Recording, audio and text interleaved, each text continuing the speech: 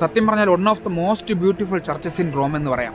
നൂറുകണക്കിന് പള്ളിയുള്ള റോമിൽ ഒരു 5 പള്ളി എനിക്ക് ഏറ്റവും കൂടുതൽ ഇഷ്ടപ്പെട്ട പള്ളി ചൂസ് ചെയ്യാൻ പറഞ്ഞാൽ ഉറപ്പായിട്ടും അതിൽ ഈ ഒരു പള്ളി ഉണ്ടാവും.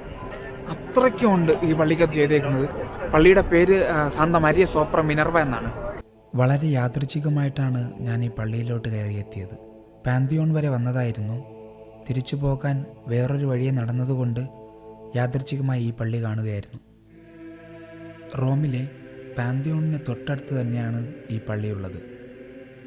സിയന്നയിലെ വിശുദ്ധ കാതറിൻ്റെ ടൂമ്പുള്ളത് ഈ പള്ളിയുടെ അൾത്താരയുടെ അടിവശത്താണ്.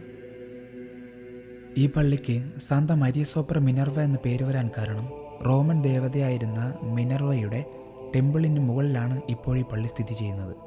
അതായത് ഈ പള്ളിയുടെ അണ്ടർഗ്രൗണ്ടിൽ ഇപ്പോഴും ആ ടെമ്പിളിൻ്റെ അവശിഷ്ടങ്ങളുണ്ട്.